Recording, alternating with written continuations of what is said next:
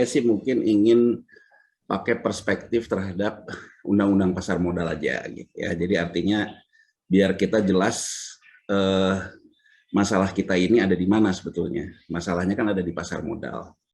Nah, jadi kalau kita bicara di pasar modal gitu ya, ini kan persoalannya adalah ada yang gini loh. Rugi orang boleh nggak salah ngambil keputusan investasi sebuah korporasi atau seorang manajemen, direksi, komisaris salah ngambil keputusan investasi mengakibatkan perusahaan itu rugi, salah nggak di mata pemegang saham? Enggak, karena investasi boleh rugi. Ya, jadi artinya yang nggak boleh itu adalah di pasar modal itu Anda melanggar fakta integritas. Ya, fakta integritas itu apa? Fakta integritas itu Anda adalah ketika Anda memutuskan, Anda tidak dalam tekanan, Anda tidak melakukan transaksi benturan kepentingan, itu dua hal itu. Apa ukuran terhadap transaksi benturan kepentingan? Ukurannya di Undang-Undang Pasar Modal di negara manapun adalah afiliasi. Ya, afiliasi itu apa? Undang-undang negara manapun, di Amerika, di Korea Selatan, di Indonesia, ya di semua negara, yang dikatakan orang key player itu adalah, kalau di Indonesia di pasal 95, itu adalah orang dalam dan orang yang mempunyai informasi orang dalam. Ini dulu yang perlu kita catat. Jadi artinya orang yang punya potensi melahirkan transaksi afiliasi berbenturan kepentingan adalah OD, orang dalam, pasal 95, dan orang yang memiliki informasi orang dalam. Oke. Orang dalam itu siapa? Orang dalam adalah orang yang punya informasi dan mengendalikan keputusan. Jadi orang-orang yang terlibat dalam transaksi keputusan. Kalau dia pemegang saham, dan gini, harus dicatat juga, Undang-Undang Pasar Modal di semua negara, prinsipnya adalah melindungi investor minoritas, minority interest. Sehingga yang sangat diatur adalah para pengendali. Ya, jadi kalau kita baca undang-undang negara manapun, Undang-Undang Pasar Modal selalu mengatakan pengendalian untuk melindungi investor minoritas. Nah, pengendali ini siapa? Kalau dia pemegang saham, ada pemegang saham pengendali. Kalau dia dioperasional sehari-hari dalam keputusan sehari-hari, tadi Pak Prof. Didin sudah mengatakan ada yang disebut dengan boardroom. Boardroom itu isinya adalah direksi dan komisaris. Nah, dalam keputusan ini kan ada yang keputusan wilayahnya direksi dalam artian yang tinggal menjalankan amar putusan RUPS, ada juga yang memang harus ada persetujuan Dewan Komisaris dan sebagainya, ada soal pengawasan dan sebagainya. Jadi orang dalam siapa? Yang sudah pasti adalah direksi, komisaris, kemudian pemegang saham pengendalinya. Ya. Nah, sekarang gini, Mas Nur Hidayat ya. Krisis Wall Street tahun 2008 ya. Bank of International Settlement yang jalanin operator SWIFT gitu ya, dia bilang ke depan nih nggak bisa kayak gini lagi gitu. Tahu-tahu CAR perbankan ngedadak turun karena Wall Street koreksi tajam. Jadi ada sebuah positioning paper dari Bank of International Settlement bahwa ini membahayakan stabilitas sistem keuangan global ke depan karena adanya salah saji material dari laporan keuangan di masa lalu. Intinya adalah dia menginginkan sebuah laporan keuangan yang lebih cash basis ya, yang lebih mencerminkan keadaan di masa depan gitu dibandingkan kebanyakan accrual-nya. Nah, waktu itu kalau Bank of International Settlement dia meresponnya adalah bahwa kemudian industri keuangan, perbankan dan sebagainya harus rajin-rajin nabung. Tadi Prof. Didin mengatakan bangkitnya oleh quantitative easing. Nah, jadi menurut Bank of International Settlement berarti kalau quantitative easing suatu saat akan ada normalisasi kebijakan dari major central bank yang melakukan quantitative easing. Menurut mereka caranya semua harus rajin nabung. Artinya apa? Dividend payout ratio harus dikurangin. Jadi yang namanya pemegang saham harus banyak nyimpen tabungan dalam bentuk return earning. Ya, jadi artinya laba ditahan tuh harus ditabung di situ untuk mengatasi shock begitu nanti terjadi krisis. Tapi respon dari International Accounting Standard Board atau yang menyusun standar akuntansi internasional yang kemudian diratifikasi oleh masing-masing negara, responnya, oh kalau gitu kita harus rubah standar akuntansi. Oke. Jadi dari 2008 sampai dengan 2013 itu terjadi banyak perubahan fundamental terhadap standar akuntansi. Ya. PASK-nya, PSAK-nya lah ya. Ya, kalau di Indonesia kan diratifikasinya dalam PSAK, tapi kan itu muaranya adalah konsensus internasional dulu di International Accounting Standard Board, ya. Oke. Nah, gini, dulu orang ngomong pengendalian itu apa? Pendekatannya old school. Orang mengendalikan sebuah laporan keuangan karena dia ingin mengendalikan laporan keuangannya, konsolidasi. Makanya kalau mahasiswa-mahasiswa akuntansi belajarnya equity method atau apa, itu kan karena pendekatannya adalah mengkonsolidasikan laporan keuangan. Nah, perkembangan orang cetak-cetak uang ini, startup, ada Facebook, ada Google yang kemudian, wah, semua tuh ibaratnya dinaikin ke atas dan kemudian perusahaan ini rugi. Atau orang bilang bakar uang, itu dianggap sebagai sebuah keyakinan baru. Bahwa perusahaan rugi itu nggak apa-apa, kita beli masa depan. Gitu ya. Nah, ada yang satu yang hilang. Terus kemudian, kalau rugi, sebetulnya para inventor, para penemu, para founder ini untungnya dari mana? Jelas. Untungnya adalah dari menjual saham awal dia kepada pihak lain yang percaya terhadap mimpi dia. Ini kayak skema Ponzi dong, Bang. Ya, begitulah. Ini kenyataannya kan begitu. Gitu. Okay. Ini kan kalau kita ingin meratifikasi new economy, kita juga tetap harus melindungi investor minoritas. Intinya kan begitu kalau di pasar modal. Oke. Oke. Nah, akhirnya kita mengenal istilah founder atau pendiri, bukan lagi istilah pengendali. Mark Zuckerberg, Facebook, Meta, gitu. Mana dia disebut sebagai pengendali? Yang disebut adalah dia founder. Oke, karena sahamnya kecil, karena itu tadi sekali IPO sahamnya jumbo gede gitu, kapitalisasi gede, kemudian akhirnya ininya kecil. Lah terus pengendalinya gimana? Nah, maka International Accounting Standard merubah definisi pengendalian. Yang tadinya definisi pengendalian itu pertama menguasai 51% saham dan atau sekelompok investor yang bersama-sama menjadi 51%, atau kalau itu dua hal ini tidak tercapai, investor terbesar yang memiliki kepemilikan saham, atau investor yang bisa menempatkan 2/3 direksi komisaris. Itu yang dianggap sebagai pengendali. Nah, di AS 24 itu lebih yang baru, yang keluaran baru, pengendali itu lebih fleksibel gitu. Jadi orang yang dikatakan pengendali itu siapa? Dia akhirnya ke yang nomor 4-nya. Orang yang bisa mengendalikan boardroom, dialah pengendali. Makanya Mark Zuckerberg gitu ya, misalnya Facebook, siapa lagi nih orang-orang teknologi ini, dia disebut founder dan pengendali karena dia mengendalikan boardroom. Artinya apa? Dialah yang mengendalikan keputusan sehari-hari. Karena pemegang sahamnya itu kecil-kecil, publik dan sekian banyak. Ya, ambil contoh di Indonesia.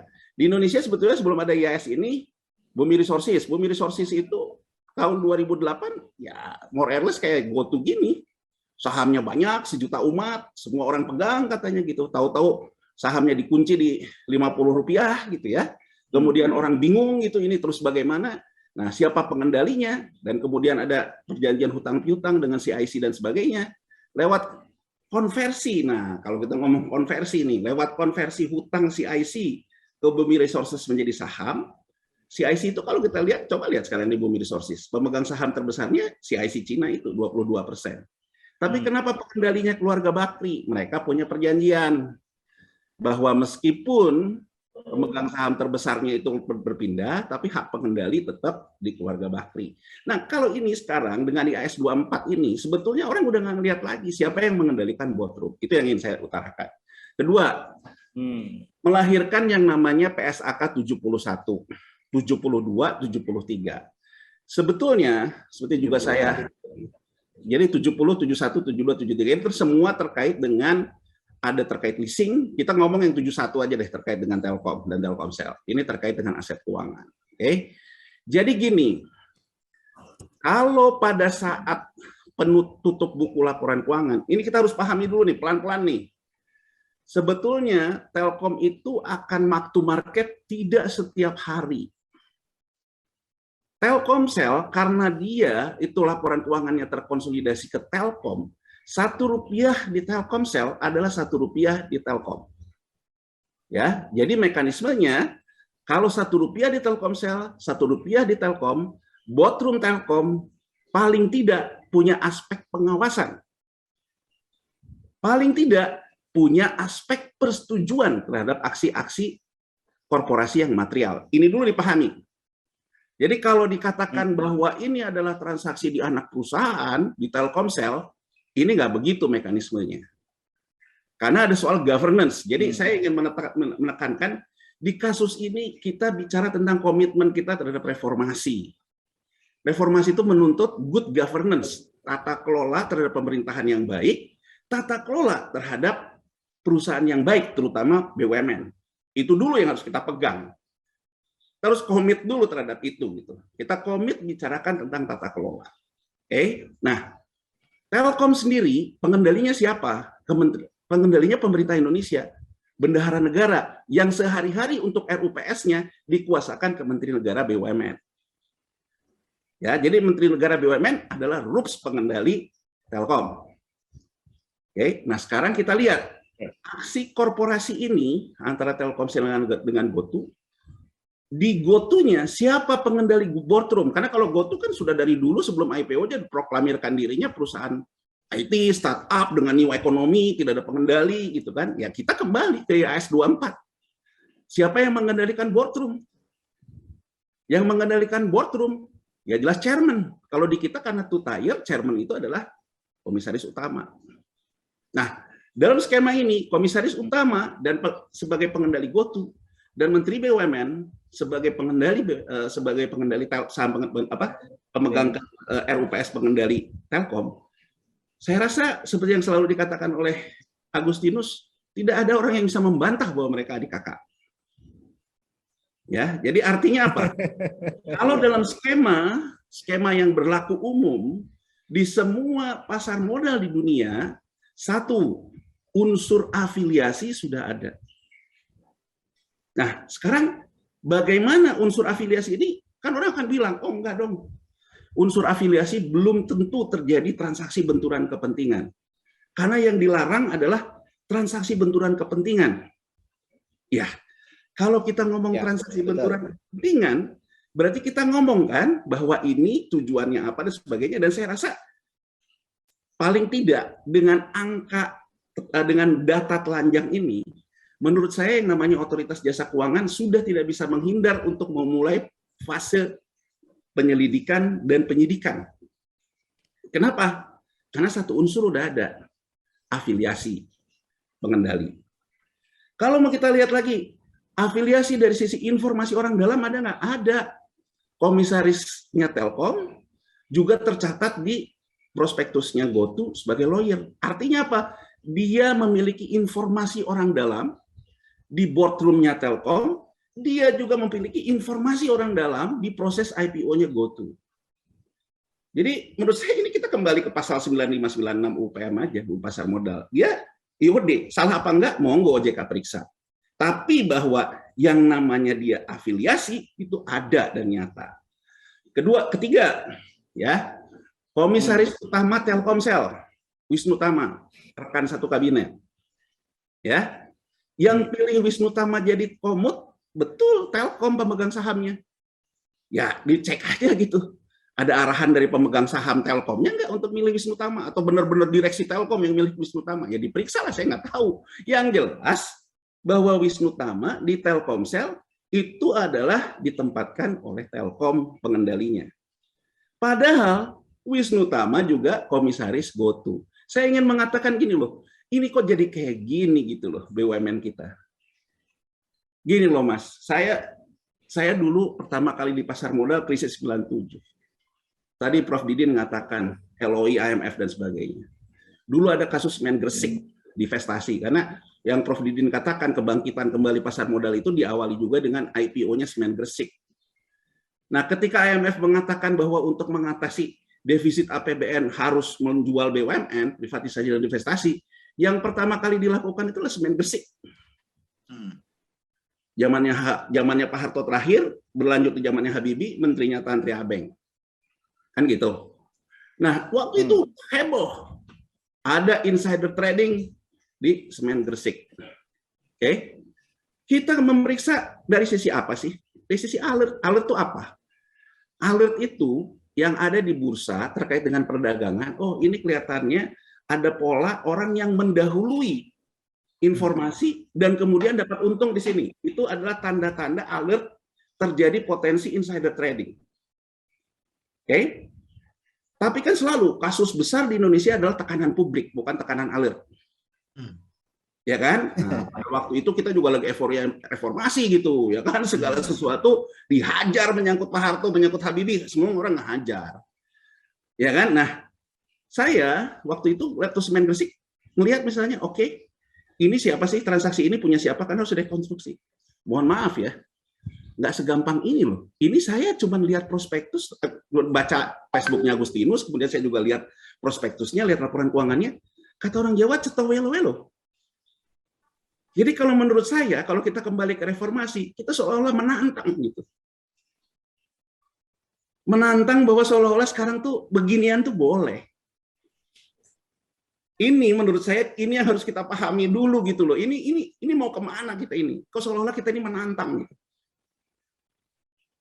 Jadi dulu di semen Gresik orang bilang Menteri Keuangan yang nggak usah saya sebutkan namanya, itu untuk sampai ke dia itu harus konfirmasi dulu ke Merrill Lynch New York. Dan itu tergantung di tanda tangan nggak sama ketua Bapepamnya untuk minta konfirmasi. Nggak gampang cari OD dan cari IOD itu nggak gampang. Kenapa? Karena memberlakukan nomini. Saya berlindung di nama orang, saya berlindung di mana. Ini enggak loh. Terang-terangan. Jadi menteri, jadi komut, angkat teman, waduh. Terus terang saya agak merinding sih ngelihatnya gitu. Dan itu dilakukan di emiten gitu. Di perusahaan pasar modal yang ada undang-undangnya. Dan nggak tahu sadar atau enggak, mereka sadar nggak bahwa Telkom itu juga listing di New York Stock Exchange? Sadar nggak gitu? Mungkin Prof. Didin, Pak Fadil mungkin ingat ya, karena seperti juga dulu saya lagi masih zaman kuliah gitu ya, bahwa bagaimana Cacok Sudaryanto mereform Telkom untuk masuk ke global corporate governance gitu, yang punya tata kelola, yang sampai akhirnya tuh Telkom menjadi BUMN flag carrier kita gitu, yang bisa listing diterima di New York Stock Exchange karena dianggap sudah mengikuti good corporate governance.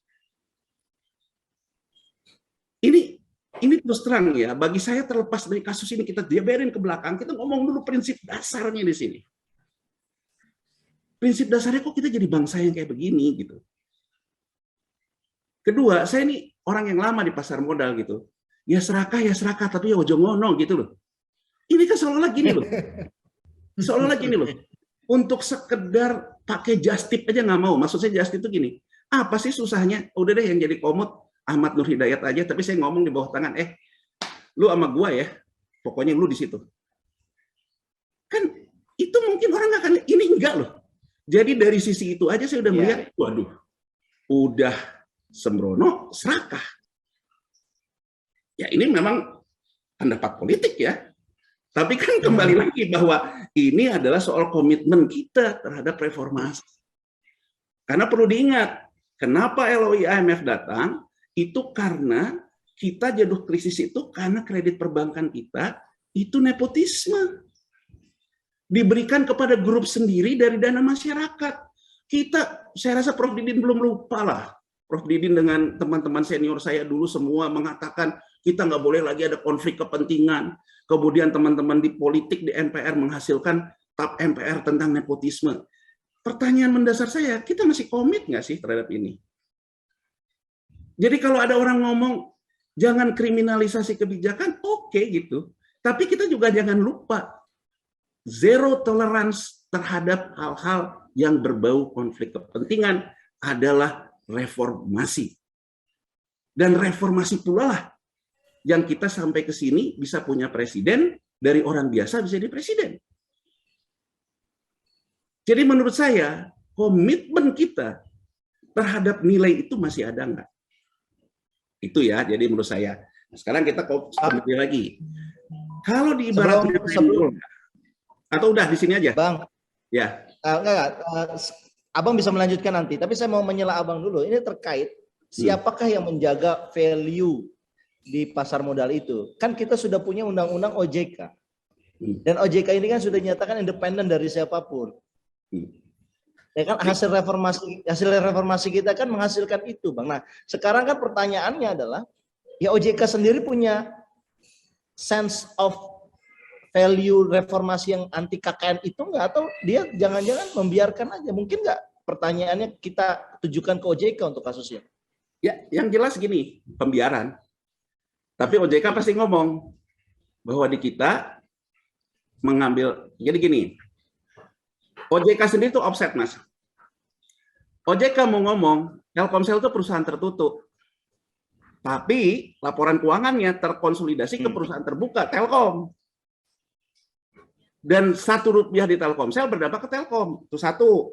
Kedua, OJK sedang dalam proses mengurus pendaftaran efektif pencatatan GoTo. Jadi GoTo sendiri adalah perusahaan yang dalam radarnya OJK. Jadi saya juga bingung ya, bagaimana mungkin OJK bisa bisa tidak concern terhadap Wisnu Tama nih misalnya. Wisnu Tama itu adalah komutnya Telkomsel. Wisnu Tama adalah komisaris Telkomsel. Dalam prospektus yang disampaikan ada transaksi obligasi konversi Telkomsel, ada hak rate Telkomsel. Bagaimana tidak OJK di sini tidak melakukan penelitian? Ini pertanyaan, karena bahwa katakanlah gini, katakanlah kita menganut Chinese firewall. Jadi Chinese firewall itu gini, Mas.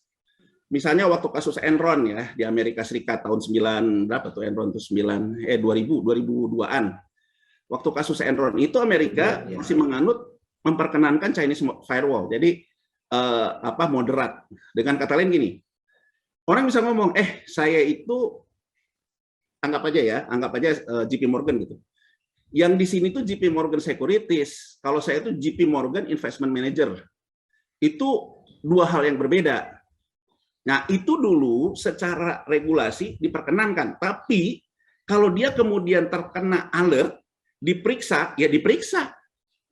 Jadi anggap aja gini loh, anggap aja kita tuh berpatokan moderat. Mau adik kakak kek, mau apa kek boleh. Tapi kalau nanti suatu saat ada masalah, bukan berarti Anda tidak diperiksa, karena Anda afiliasi. Gimana pun Anda harus terkena aturan-aturan tentang IOD dan IOD. Nah, jadi pertanyaan saya sekarang begini, kita mau pakai apa nih OJK? Sistem pengawasan itu kan ada dari mulai regulasi preventif. Kalau preventif berarti OJK melarang afiliasi sejak awal. Tapi ini kan enggak, berarti kita dari sisi regulasi boleh. Kedua adalah yang namanya monitoring dan evaluasi.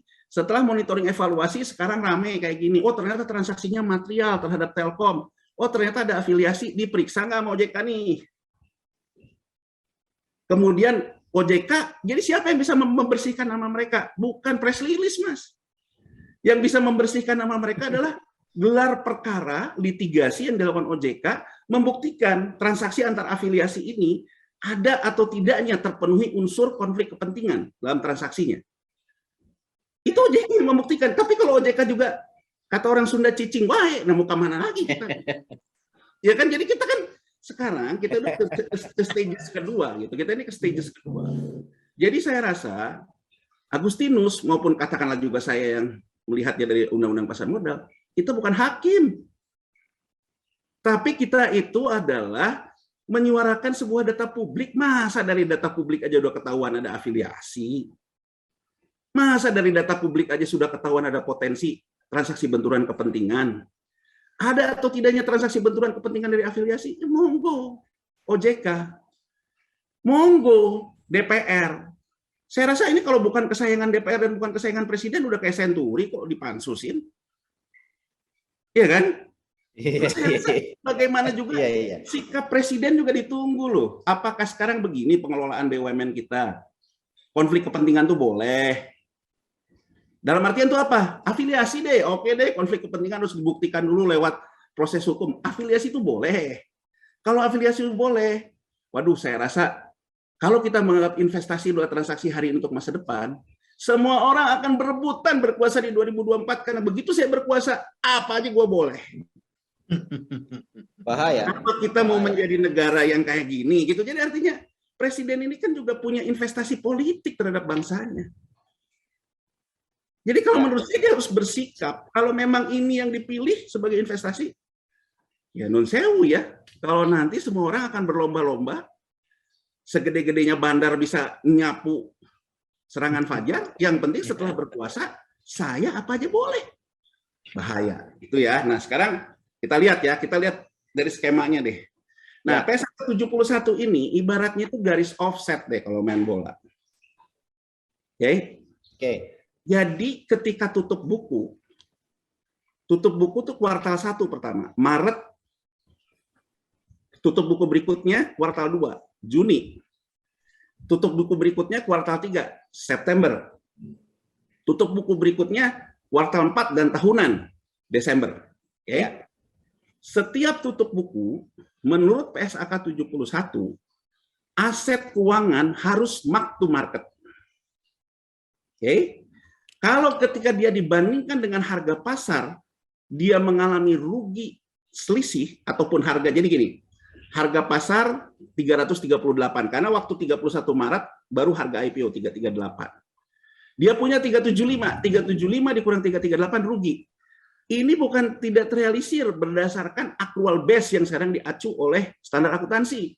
Ini langsung dibiayakan ke rugi labanya Telkomsel karena Rp1 Telkomsel juga Rp1 di Telkom dibiayakan di rugi labanya Telkom. Jadi sudah rugi terrealisir untuk buku Q1 Maret 2022. Orang sekarang ngomong, wah Telkomsel udah cuan lagi. Tadi Mas Nur udah liatin harganya udah 302 dan sebagainya. Saya ingin memberikan penjelasan. Gini di PSAK 71. Kalau dia laba, artinya selisih di harga pasar itu lebih rendah dari ada laba yang belum terrealisir, itu dicatatkannya di rekening cadangan yang belum terrealisir. Tapi kalau rugi direalisasikan. Nah, sehingga di Juni besok patokan Telkom itu mark to market harga pasar dari harga buku dia yang berapa? Harga buku terakhir dia nyatet di Maret, itu 338. Udah nyampe belum ke 338? Belum kan? Belum. Nah, kenapa juga dibandingkannya tidak dengan 270 harga perogahan Telkom? Karena Telkomsel melakukan pakai PSAK 68, memvaluasi harga pasar di 31 Desember 375. 375 ini carry over ke tutup buku berikutnya menjadi harga bukunya. Dibandingin, 338, itulah rugi 881. 338, katakan aja besok harga di pasarnya 360. 360 laba, nggak dicatetin, dicadangkan sama dia. September nanti, turun lagi ke 200, rugi, diimpor lagi di September. Desember nanti, marking the close. Karena kenapa saya sebut marking the close? Karena yang terkait dengan keuangan negara, buku akhir tahun. Yang terkait dengan dividen, akhir tahun. 31 Desember. Dijebretin ke angka di September, sehingga tidak terjadi kerugian net di buku akhir tahun, tidak ada tuh rugi impairment. Tapi ingin yang saya gambarkan apa? Jadi yang concern terhadap fluktuasi tiap triwulanan harga saham gue tuh siapa? Telkom. Karena Telkom yang mengkonsolidasikan laporan keuangan Telkomsel. Nah, ini yang mengatakan materialitasnya bukan ruginya. Transaksi ini material. Kenapa? Karena mengganggu stabilitas laba Telkom. Bukan karena dia rugi di Maret 2022, bukan, tapi dia material terhadap fluktuasi laba Telkom. Karena dia material terhadap fluktuasi laba Telkom, kalau ini transaksi halal, rugi biasa. Tapi ini kalau transaksi haram, nggak bisa. Haramnya tuh di mana? Awal aksi korporasinya, ada transaksi benturan kepentingan, enggak. Jadi singkat cerita, Mas Ahmad Nur Hidayat, sepanjang tidak ada terpenuhinya dua unsur, afiliasi dan transaksi benturan kepentingan, transaksi ini halal. Jadi kalaupun dia berfluktuasi, Iya. Kalau afiliasi udah jelas. Afiliasi udah jelas. Tinggal Kan satu lagi. transaksi benturan kepentingan. Kalau ditanya juga ke kita yang suruh ngumpulin buktinya, kita boleh nggak meriksa ruangan menteri? Hah? Kita boleh nggak manggil komut gotu gitu, kemudian kita interview, kita dalam proses penyidikan? Kan nggak boleh. Jadi kita kita ada yang unsur kedua ini kan bukan kita. Jadi kita juga sekarang praduga tak bersalah, tapi bukan juga praduga benar kan. Tapi saya menutup dengan semua ini, mungkin itu gambarannya, mungkin nanti lebih detail bisa oleh yang paling rajin ya, Mas Agustinus ya. Tapi intinya adalah dari saya, ini transaksi material, dilihat materialitasnya dari mana, dia material terhadap fluktuasi laba Telkom. Ya, transaksi ini halal atau haram, berpotensi indikasi haram. Kenapa? Karena ada afiliasi. Haramnya harus dibuktikan oleh siapa? Oleh OJK. Mungkin yang saya baca Agustinus juga ngelaporin ke SSI, atau SEC nanti ngelihatnya gimana. Jadi menurut saya rasa Prof. Didin juga masih ingat ya, reformasi kita menginginkan jalan hukum. Hukum yang jadi panglima. Bukan press release. Jadi sebenarnya kalau dilihat dalam perspektif keuangan negara ya, Bang Yanuar, ini kan belum bisa dianggap sebagai apa istilahnya ya, kerugian negara ya. Nanti, jadi gini Mas, kalau kerugian negara itu gini ya. Telkom tadi, kalau penjelasan Telkom tadi karena ini triwulanan kan bisa jadi Telkom secara material dirugikan kan kalau penjelasan Bang Yanuar gitu kan. Ya, jadi gini Mas, kalau kerugian negara itu kenapa Jiwasraya dan Asabri itu masuk ke Kejagung masuk dari kerugian negara? Karena rugi yang terrealisasinya itu Mas. Jadi gini loh, kalau impairment ini terjadi dan kemudian mengurangi laba ditahan dan sampai kena ke rekening ekuitas modalnya Telkom jadi negatif, maka itu sudah terjadi kerugian negara. Jadi kalau kita ngomong ini Mas, jauh lah dari Telkom Mas. Labanya 30 triliunan, katakan aja ini di stop digocak nih saham GoTo, ya ruginya 6,4, ya Telkom masih laba 20 triliunan gitu ya. Jadi artinya ekuitasnya nggak akan negatif. Tapi kan apa kita cuma mau melihat kerugian negara dari sisi itu? Gitu ya kan, kalau kerugian negara yang betul-betul itu sudah terjadi itu. Tapi gini, saya juga punya challenge. Saya juga sama kayak Prof. Didin. Saya juga pernah di BUMN gitu. Jadi saya justru di BUMN ketemu dengan afiliasi yang sama nih. Dan kalau di tempat saya yang rekayasa industri tagihan ke swastanya, yang pemegang saham pengendalinya juga kakaknya menteri, udah dihapus buku loh. Kalau udah dihapus buku itu udah kerugian negara loh, karena rekayasa industrinya negatif equity. Ini aja dibiarin sama kita. Nah kalau ini dibiarin lagi, bener-bener wong gerot ini orang dua ini kan, artinya bener-bener orang yang bahkan lebih hebat dari Bongbong Marcos menurut saya. Iya kan, artinya kan ini ya saya menggugah para tokoh bangsa, para pemimpin politik. Apa bangsa seperti ini yang kita harapkan? Menarik. Kalau bangsa yang seperti ini yang kita harapkan, saya rasa ya jangan sampai kayak Pak Harto lah. Karena biaya BLBI itu, biaya obligasi rekapnya kita sama-sama tahu kan sampai sekarang gede. Jadi lebih baik menurut saya dalam sisa pemerintahan ini Presiden Jokowi membuat sebuah smooth landing ya. Jangan membuat yang namanya mengakumulasi sesuatu yang akhirnya biayanya tambah besar buat bangsa ini. Belajar dari 98 itu. Pembiaran, akhirnya biayanya jadi besar, jadi obligasi rekap, jadi apa. Jadi menurut saya ya semua kembali ke para yang punya panggung politik gitu. Tapi kalau dari sisi pasar modal ya saya menggugah OJK kapan bangunnya, kalau gini aja diem aja gitu. Jadi oke lah gitu, sekarang kita lupain deh kemarin gini, oke sekarang periksa dan berikan fakta terutama ke yang paling semangat dari awal, karena kalau kita ngomong nih yang namanya Mas Agustinus itu kalau kita lihat Facebooknya dari sebelum obligasi konversi dia udah nulis gitu. Jadi bagaimana OJK bisa menjelaskan ini afiliasinya, ini transaksinya. Di sini saya pastikan tidak terjadi transaksi benturan kepentingan. Paparkan kepada publik. Jangan pembersihan nama pakai PR lah, nggak zaman lah. Kayak buzzer apalagi. Jadi artinya kita ini bangsa beradab gitu. Bangsa beradab itu harus dibersihkan nama lewat hukum, seseorang bersalah pun karena hukum. Itu aja sih, Mas.